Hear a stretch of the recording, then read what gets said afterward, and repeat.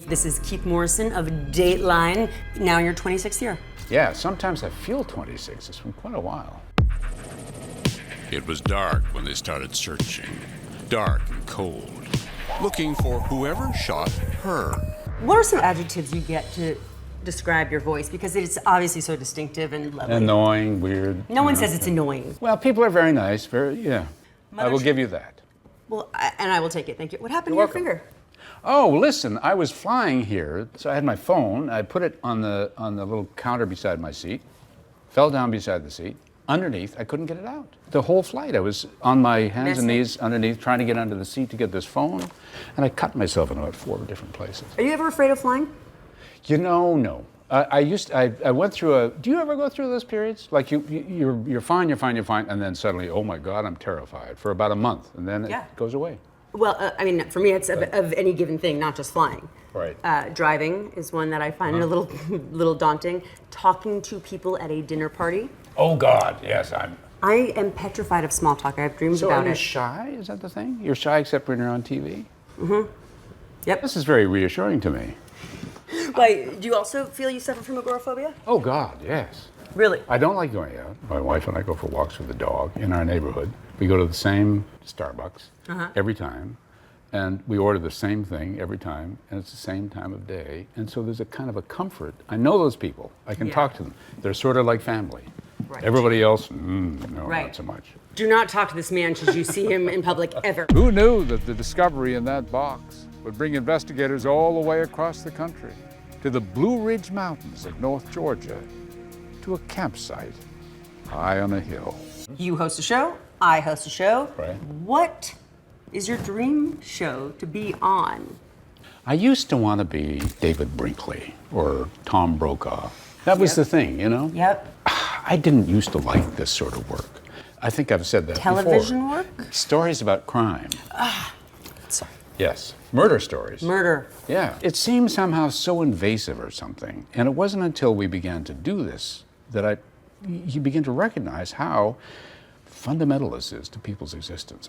For one thing, the families who have to go through this, who suffer so enormously when a family member has been killed or when they become a victim of something themselves, they don't necessarily want to be left alone.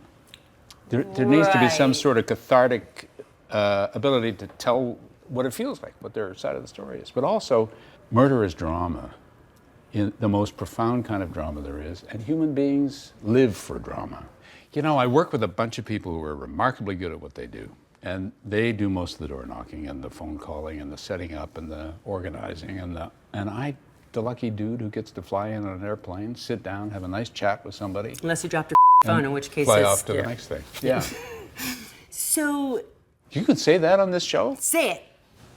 You dropped your phone? You can say it? I don't even say that when I'm not on television. You don't ever drop in a good F-bomb on your show? No. Really? Really? Like, you're talking about murder and rape, all these terrible things, but you can't say it, the F word? I know. What is it about that? It is odd, isn't it? It is. That seems to me a particularly American phenomenon. We are a people who are, moral in some ways and not so moral in other ways. Other people around the world don't have quite the same view of these things, but there you are. Yeah, I think everybody loves a good murder mystery, especially when it's the murders, family for next sure. door. Yeah. It's about what makes people tick. And The bad people or the good people? both. The best part of it is to kind of get into these characters as deeply as you possibly can and spend a lot of time with them and look into their eyes and find out, get a sense of who they are. She just would go under the covers and sleep, and she'd just, she'd hibernate. She'd close herself off from everything. It's hard for a mother to watch her daughter go through that. It is.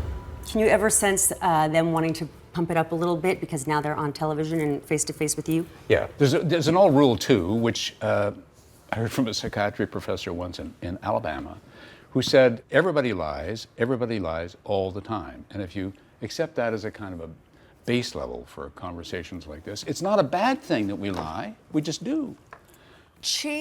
Withholding, softening the truth, or straight out lying? A little of each. Depends. I mean, some personalities are more adept at just straight lying. But I think what this guy was saying is that everybody softens the truth. Everybody gets it wrong. Everybody edits their memory in such a way that you remember doing a certain thing when actually you did that thing. Or you remember doing something that was good, but really it wasn't so good. You had bad motives. What's the biggest lie you told this week? That's a very good question. Thank you. You're welcome.